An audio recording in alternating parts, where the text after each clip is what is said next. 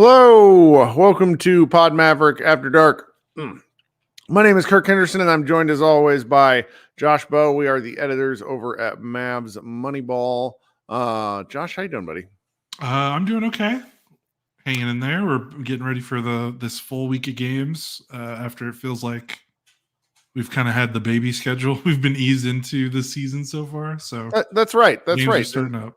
So we're on tonight was game 22. I think. Yeah, the Mavericks were 13-8. So game 22 of the season, the Mavericks just defeated the Memphis Grizzlies 120-113. The final score doesn't really speak to the way the game, like the score for most of the game. Yeah. Memphis really fought like hell, but the Mavericks kind of controlled the game from start to finish. Yeah. It was an interesting game, and I'm not really sure where we should start talking about things. And I missed a good chunk of the first quarter. So what was kind of interesting to you about how the Mavericks got started? I mean, they kind of kept them at arm's length from basically the start of the game. So it was interesting because obviously Memphis's injuries need no further. You know, they're missing John Morant, Steven Adams, Brandon Clark, Marcus Smart. I mean, they're missing almost all their guys besides Bane and Jaren Jackson. And the Mavericks are probably one of the only teams right now that could kind of sympathize. I mean, they were basically missing 5 rotation guys, no Kyrie, no Grant Williams, no Josh Green, no Tim Hardaway Jr., no Maxi Kleber. And then Derrick Jones Jr. got hurt 6 minutes into the game and didn't come back. So they were basically down 6 guys, main guys that play in their rotation. And the crazy thing about this game was it didn't really feel like they were missing anything. Not to discount, obviously, the guys that were playing. I mean, if if Kyrie was playing in this game, this might have been like a 30-point game, or it might have been even a more laughable result. But they never felt in danger. Like, this game never hit the danger zone. They were always had a double-digit lead. I think the only time Memphis got it below double digits in the fourth was when there was only like a minute left, and it didn't really matter. So really, it was to start the game. I mean, Luka was great. From 3, he kind of finished kind of wonky, like everything inside the arc wasn't as clean, but the team passed the ball really well despite some turnovers. And again, like Dante Exum in the starting lineup playing major minutes, like he has been the guy in this 3-game winning streak. I know they're all 3 bad teams, but that's the story. That's the takeaway for me after tonight and after these 3 games is just how impressive he's been with the larger role and how important he's been. His fingerprints have been all over these games, and especially tonight's. Oh, can't hear you. My bad. I muted myself when my dog was drinking water like he'd never seen it before. So 3-game win streak. Dante Exum averaging He's had 6 assists tonight and 7 assists in the previous 2 games. And his little bit of connectivity in this offense and really just how hard he plays. Like, I feel like there are 3 speeds of Maverick guard, if you were to describe it, where it's like Luka, which is slow, Kyrie, which is, kind of like a hot knife through butter, but not always explosively fast. And then Dante Exum, who seems to be more controlled than Josh Green ever has been, but with kind of like a controlled fury when he gets going at the rim. I mean, he had 2 dunks tonight that were just like, what the hell? I mean, it's really fun watching him play. And I think he gives them, I think last podcast, we talked about him as a bit of an innings eater, and that's still how I think about it, but he gives them just a punch that's been a lot of fun to watch. I mean, I'm not, I jokingly tweeted before the game that he was playing power forward for them because they tend to announce when the Mavericks do it. He was fourth on the call sheet there. So I don't know. It's nice watching him play. It's nice watching him attack. I wonder how long it takes teams to figure out that they need to play like 9 feet off him. Because I think he hit any threes tonight? He hit one. So that was just his 8th made 3 of the year, I think. It's not good. And one of the things that we had been told prior from fans who watched him overseas is that he was pretty good about hitting the corner threes. And so he's gonna need to hit a few more to keep things honest. But again, in the kind of just constant game of the regular season, having a guy that plays like this, that's either kind of versatile in terms of bench or starting role, is really, really nice. It's fun. Yeah, and sound like a broken record because he's played basically the exact same in these 3 games where he's had to be a starter, save for the Utah game where he didn't really score, but he didn't have to. They won by 50 points. It's just the same thing every single game. He pushes it almost more than any other guy on the floor. Their pace is way up whenever he's on the floor. Their fast break points are way up when he's on the floor. They get to the rim way more when he's on the floor because that's all he does. Again, he doesn't shoot threes particularly well, and he's not shooting a ton of them, although he did shoot 11 in 3 games, which feels like a lot for him. But again, like per minute basis, he's not putting up a ton of threes. So they get to the rim a lot and they play quicker when he's on the floor compared to when he's off of it. And again, that tertiary, secondary kind of ball handler role, he's filling in for the Kyrie spot, but being able to play a bigger, he's a guard, but he's a big 6'5". He's got a lengthy wingspan. He's a significantly bigger guard than Kyrie is, for example. And the Mavericks haven't really had, outside of Luka, a big guy that can handle the ball and pass. And again, it doesn't necessarily need to be like, he's not like running a ton of first action pick and rolls. Like a lot of his assists just come within the flow of moving off the ball, driving, attacking closeouts, manipulating the space that Luka creates because, and especially in a game like tonight with no Tim Hardaway Jr., no Kyrie. I mean, there were some possessions where Memphis was just like, all right, we're doubling Luka as soon as he crosses half court. And sometimes Exum was the one who caught the ball. He was the first pass out of that double team.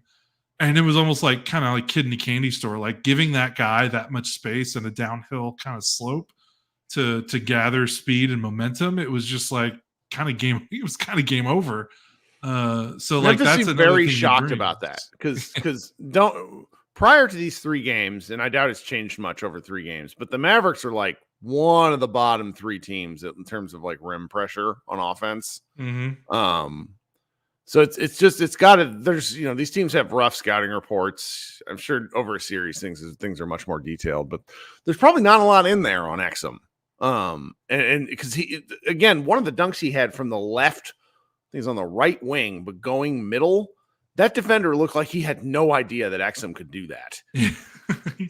Probably hadn't seen, I mean, he was last in the NBA a couple of years ago. I mean, the last time he was a major NBA player was like probably like five years ago at this point. So yeah, he might as well be a new face to, I'm sure, a lot of these guys on the floor. Yeah. Eventually in the third quarter, they put Jaren Jackson Jr. on him, and Jackson just flat out ignored him and just played like free safety rover. And it was like, okay, finally they're doing the thing. But again, they were basically down by 17 by that point. And the Mavericks were basically coasting to the end of the game. So it didn't really matter. But I think that's eventually what teams are going to need to do. Put either their center or put their second, if they're playing 2 bigs, put a second big on them or something like that, where you just kind of don't even leave the paint or you don't even guard him at the 3-point line at all. Because otherwise, I mean, we're seeing what's happening.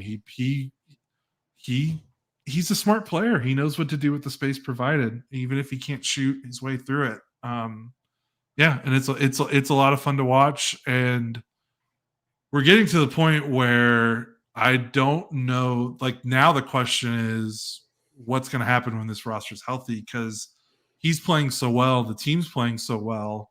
I mean, it feels kind of absurd to be like, if Grant Williams and Josh Green and all these guys get back, to be like, okay, go back to your 12-minute per game, 15-minute per game bench roll, right? Like, he's making a case to stick in the starting lineup for the long term, I think. Yeah, and the politics of that sort of thing are probably a little uncomfortable for everybody involved, but that's where, as critical as we've been of Jason Kidd over the last 2.5 years, that's where having a actual former player can probably come in handy. I mean, these guys you're winning. Grant got paid, Josh got paid. There's not a lot, you're talking pride purposes here. And I just, that's a good point. If they were in contract years, would this be different? Yeah. So I'm just sort of thinking, I get the inclination, but I also think, and this is really rather important, I'd be curious to know if the Mavericks know that they have something. Not to be an asshole. No, fuck it. I'm being an asshole. You can be an asshole. Do the Mavericks know that they have something here? Because I think you could make the argument that they played some bad teams. And they just played 3 of the worst teams in the NBA. Right. So it's like, I think we have something. This is not like that 7-game win streak last year where it was all kind of smoke and mirrors. I think Exum brings something that they need. It's a matter of, can you, how many minutes can you get out of these lineups? Do you need to tinker with rotations and minutes distributions and against a better team? You're probably hoping to steal time against the Nuggets or against the Raptors, who are so much bigger. Like you might not be, the minutes thing I think is something people might want to talk about from tonight, just because like Luka had to play 44, but in a given, you have these minutes to distribute. You have 48 minutes times 5 positions, and you got to figure out how to get the most out of those minutes of those players. And I don't know. I still kind of feel at this point, I think we're going to see a lot of different. I don't think this lineup is like set. I think he's going to continue to tinker till like game 50 or so. Yeah, I think that makes sense. The curious thing is, like, okay, if Exum sticks, does it, do you put Grant back in, or do you start Exum and Derek Jones Jr. together? Although Jones got hurt, I don't know if he's going to be back right away since he didn't come back in this game. So it seemed like he could have, but they sort of were like, well, we're going to need him tomorrow. Right. Yeah, for sure. But if you start Jones and Exum and Grant's coming off the bench, I know Grant's not a big guy, but he at least has experience guarding 4s. Like, who guards 4s? You can get away with it playing against Utah and Portland and this version of Memphis, but right. I don't know how long an Exum Jones front court can last. But here's the thing. Their main starting lineup, their 5-man group that's played the most possessions this season, Luka, Kyrie, Jones, Grant, and Lively, that's a negative lineup on the season. It's minus 2.8 per 100 possessions per cleaning the glass, which is not good for, that lineup's played 219 possessions. The next most played lineup is 72. So, like, it's far and away the most played lineup this season. And obviously the injuries are the only reason it's been derailed so far. But, like, I've been thinking before the injuries, like, it might be time for a change, because that, despite the success the team is having, like, that lineup is just not working. Defensively, it's doing okay. It's like middling defensively, which for this Mavericks team, like, you throw a parade for middling defensively, but it can't score. And I think, when Grant is so streaky, if he's not hitting threes, you're basically playing Luka and Kyrie with 3 non-shooters for the most part, or 3 players that teams don't guard as shooters. Even if Jones is making his threes, there's a difference between Jones making, 2 or 3 wide open threes a night versus like a Tim Hardaway or someone who's putting up like 8 threes a game. You know what I mean? Like, so even if Jones's percentage looks good, he's still not guarded like a knockdown shooter, and that can gunk some things up offensively. So obviously the injuries are going to dictate what they can play going forward, because at this point they just got to play who's healthy. But yeah, I mean, when everyone's healthy, I find it hard to believe that Exum's going to get the short end of the stick, is when you consider the starting lineup probably needed a tune-up before all these injuries. Like, it wasn't performing at the rate I think that they're comfortable with. I think that's right. All right. So before we continue to talk about this game, some quick housekeeping. If you could do me a favor and consider going and liking the stream right now, that would be great. We would very much appreciate it. While we're there, if you would also consider subscribing to Pod Maverick and clicking, the bell that becomes available, because you will get notified when we go live on these shows. And we do one of these after every game. And we do sometimes I'm doing the live show. I'm going to do a second live show after this where you guys can come and talk some basketball with me. Let me know what your takes are. Then the last kind of piece of housekeeping while we're here is that if you're a subscriber to the YouTube channel, you might have noticed 400 or so videos showing up in your feed today. And I connected our RSS feed for the podcast to our YouTube page, and it pulled in, or it's begun the process of pulling in, our nearly 1,000 recorded episodes. I don't entirely understand why they're displaying in the order that they are. I got some amazing comments from people that clearly stumbled on videos and were like, what is this? Why are you talking about the Mavericks in 2021? And it's because things like that were getting pulled in. Josh and I are going to look into it when we have time, as far as, is there any way we can, reorder these videos, because they have date stamps on them of when they were published. So it's really confusing of why they're showing up in just kind of a randomized order.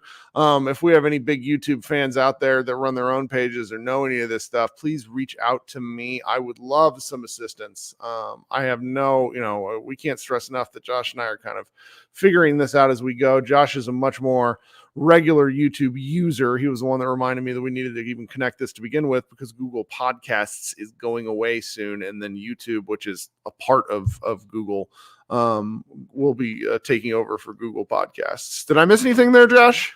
No. Do you want to update on? Do we have an update on Apple? Oh God, that's a big one.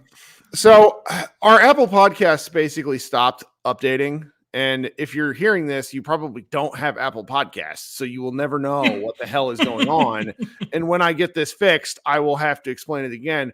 But essentially, when we got let go by our previous company, Let Go, they basically said they weren't going to pay us anymore. And then they gave us our podcast feed, which they did not have to do.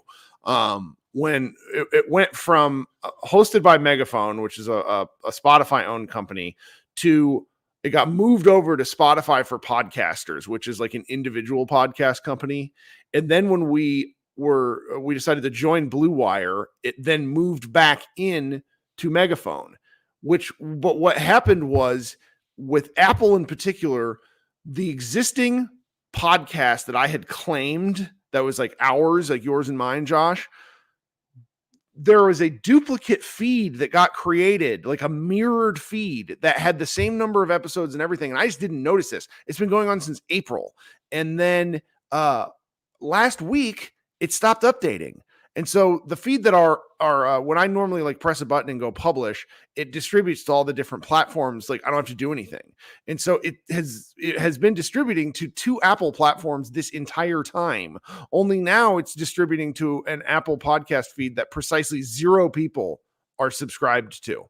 It has 0 subscribers. And it's I've been trying to explain this to Apple over email, but it's very extraordinarily painful. So sorry about that. That will be our last little bit of housekeeping, unless I missed anything. Josh, did I? No, I think you're good. We're trying to get through it. We're trying. Well, if you listen to me yammer this long, then listen to these ads that are coming up next on your audio feed. So thank you so much. We'll be right back. And we're back. See, I really have to figure out how to insert YouTube mid-ad rolls. I just doing this for fun makes, whenever I get free time, there've been times later I'm I just don't want to do anything else. Okay, so we were talking about a lot of different things already. What else should we really connect on? Because I really want to talk about how Omax looked like a functioning basketball player, and that gave me joy. Yeah, I feel like the young guys is probably the next thing. Omax looked great. Lively looked impressive again. And Hardy had a really nice game. So yeah, Omax was cool. What, 11 points? That's a career high, right? That's got to be. I'm not even looking that up. He made 3 threes, which is awesome. His first one he missed so bad. My wife goes, "What was that?" I was so scared he missed that 3 and he would not, because he missed a corner 3. I think against Portland or Utah in one of these recent games, and he missed it really bad, and Kidd just pulled him and didn't put him back on the floor really for the most part. So I was a little worried when he missed that three if he was going to get the quick hook, but no, he stayed on the floor, had a nice finish in the paint. 4 rebounds, 2 assists, had a block. Like, just nothing that's going to jump off the screen. But when you consider he's, another building block, rookie forward that they want to have around, and I would imagine the long term plan is like this guy, if he works out, could be a starter in a year or two or however long it takes. But he needs to get brought along in the right way. The kind of Yeah. stuff he was doing tonight. Like, how Luka kept basically big boying Vince Williams? yeah, That's going to happen to Omax against a better team. Like, you play the Lakers tomorrow night, and there's LeBron James on the floor. And you're going to go, oh, he doesn't play LeBron James every night. I'm like, okay, go through the small forwards in the NBA. Tell me who you really feel comfortable about Omax playing against. I don't want that guy to get sunned. I want him to have moments of growth and moments of learning. And Memphis was a great team to play him against. And I look forward to seeing what he can continue to do. But his energy will get used against him with the way the NBA calls fouls. It's just, he is so all over the place and physical. I just think it's going to work against him early on. Yeah, I agree. And he still has to, there's still stuff for him to learn for sure. I mean, he just doesn't even get on the board. He doesn't play, he just hasn't played a lot. So Right. to see him in a game like this, like, he needs to play. Like, when they're playing these bad teams that they're going to win, he needs the minutes, or he needs to be playing, in Frisco, which I know he has, I think, a couple times. So that was good. For Omax, I know a lot of Mavs fans were super excited for him, so it was good to see him do some stuff. Lively is just like I don't even think of him as like a rookie anymore. Like, the way he's playing now, like, I think he's the second most indispensable player on the roster. I certainly think so. I think that's where it is. It's not a slight to Kyrie either. No. It's just what he brings them on a night in, night out basis is pretty fantastic, because this essential same team played the Memphis Grizzlies 10 days ago, and you had a Luka out and Kyrie in. I guess Exum wasn't there either, but they couldn't get anything going. And the way Lively just, their defense still wasn't very good tonight, but it's just, he does a lot of stuff. And it's, on the one hand, you're delighted that they have him. On the other hand, it's like, what if you didn't use 7 years of questionable centers for 5 years of questionable center Doncic career? Like, what if? Yeah, as Wickle says in the chat, we are so screwed if he gets injured. It's like, yeah, we are. But that's how teams are built. You just got I really like watching him play. I like watching him kind of grow and learn. I mean, Jaren Jackson Jr. is such an interesting matchup for him, because Jaren Jackson Jr. is, he took 29 shots tonight, scored 41 points, a lot of those on Lively, frankly. But I still like the way Lively played. He grabbed 4 times the number of rebounds as Jaren Jackson Jr. Give me that from my center any day of the week over 41 points. I'm sorry. Yeah, that was nice. 5 offensive rebounds, which is also nice. I mean, basically he's leading the league in field goal percentage, right? I mean, 83 for 111. So he's at just under 75%. So I don't know if he qualifies, but if he does, he's got to be up there. Yeah. And I think it's just impressive. His finishing is impressive.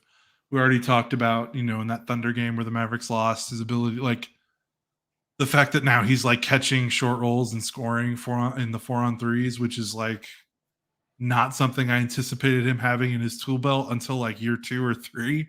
And he's doing it before we get to the All-Star break. Like, it feels like every game he gets, like, his ability to kind of like absorb and adapt and get better at a rapid pace. It's crazy. He's like I don't know what it is. Like, I've never seen a young player like him that wasn't like, in that Luka, LeBron, Durant, that kind of level of prospect. Outside of that, it's hard to find guys that just kind of get the hang of it so quickly, especially for a position that can be pretty tough. I mean, this was like, we were just going to be happy if he just kind of caught some lobs and played like 15 or 18 minutes a night, and now he's a 35-minute per game.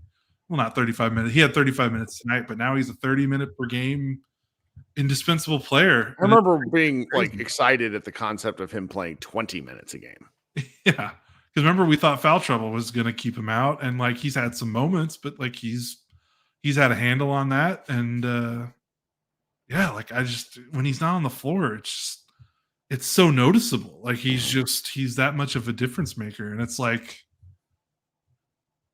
it just goes to show with the draft and with these young players, because yeah, a lot is on Lively for what he's doing, but being able to play next to Luka and Kyrie and being coached by Tyson Chandler and just being in an environment that's, despite last season, is more conducive to winning. Just like, what if he was in Detroit, or what if he was in Washington? And it just goes to show just how important, obviously you won't, when you're in that range, you usually it's like take the best player available when you're in the lottery, but fit matters. And kudos to the Mavericks coaching staff for kind of believing in this pick and riding it and giving him the opportunity. They've given him all he can handle. Like, he didn't start that first game against San Antonio, but other than that, like, I can't remember moments where it's like, he's being held back by the coach. Like, the coaching staff has given him basically everything he wants in terms of like, here, you want to try this? Go do this. Like, he's getting every opportunity and he's taking advantage of it. Love it. I love it. Trying to think if there's anything else I really wanted to hit on here before we get out of Dodge. Probably need to note Hardy had a really nice game, and you need him to have really nice games when Kyrie's out. So yeah, he needed that. 19 points, 4 assists. Yeah. Just a confusing player for me. He had done nothing. He's really done nothing this season. So I feel like him having a game like this with Kyrie out was a nice little confidence boost, I'm sure. I think that. I think you're right. So the Mavericks play the Lakers tomorrow night, early game. So they fly back tonight. That game's in Dallas. They play at 6:30 start time. So not only they start earlier. It's the third time this year they will play a back-to-back, and on the second night of the back-to-back, they will be playing fewer than 24 hours later than the previous game tipped, which is weird. Luka played 44 minutes. Exum at 35. There's a real chance the Mavericks just get whacked tomorrow by the Lakers. What do you think, Josh? Yeah, that's got schedule loss written all over it, especially with these injuries. Like, are you starting Exum Jones against LeBron and Anthony Davis? Like, that's gonna be tough to match up with the Lakers' size. The only real hope has to be back. Right. Well, and I think Grant Williams comes back tomorrow. For what it's worth, the way they were talking about him is like could play, but if he's gonna play one of these two games, it's gonna be this one. And I do think it's worth mentioning though that there is like, it's not that the Mavericks are going to lose. This is NBA basketball, and anything can happen. But I do think if the Mavericks were to win, yes, like Kenneth just says it in the chat. LeBron is still tired from the special Laker tournament. He says that in jest, but that's kind of the take is like, did these guys, and they played real hard. Granted, they had probably the weakest path to get to that tournament title. Just really laugh out loud funny when you see who they had to beat in group play and whatnot. But that's kind of the rub where they've been playing a little bit more basketball than the Mavericks. Anthony and not to be an asshole, but Anthony Davis rarely has 2 monster games back to back. So that's sort of where I'm going to go with it in this game. It's not that I'm expecting them to lose, but I wanted to talk about this game and kind of enjoy this game because they play the Lakers and they play the Wolves, and the Wolves are a team like the Wolves were built to beat Denver. So the Mavericks would really going to have to bring their A game to beat the Wolves. The Wolves beat the shit out of us twice in Abu Dhabi to the point to where that had all of us quietly second guessing the Mavericks offseason without understanding that the Wolves were like one of the best teams in the league. So yeah, that makes sense. But and now I think they get Portland again this week, but Yeah, it's the big boy part of the schedule now. Right. We're gonna find out. I mean, I think we already kind of know what this team is, which is totally fine. They're what are they? 13-8, 14-8? 14-8, which yeah, is great. But yeah. the schedule is they're gonna have to weather the storm. And we're at the part where it's like, hey, if they go 500 for like 2 or 3 weeks, like that's a win because of how many good teams they're gonna be playing in the next few weeks. All right. Well, we'll be back tomorrow night early as well. So at least there's that for us with kids and all that good stuff. Head on over to MavsMoneyball.com tomorrow in particular. There's some good stuff up tonight, but we have a good story up, or that's going to be coming up, about the Lakers coach that I think fans of basketball will appreciate. We just have we didn't write very much the last few days, which is fine. There's not much to write about when the Mavericks aren't playing, but head on over there. There'll be a lot of regular stuff. And again, if you're one of these people that knows things about YouTube, knows things about Apple podcasting, please feel free to reach out to me, because I am doing my best and Josh is helping within our kind of means to do so, while also having families and real jobs. So we're just trying to get all this stuff up and going. All right. Anything else from you, Josh?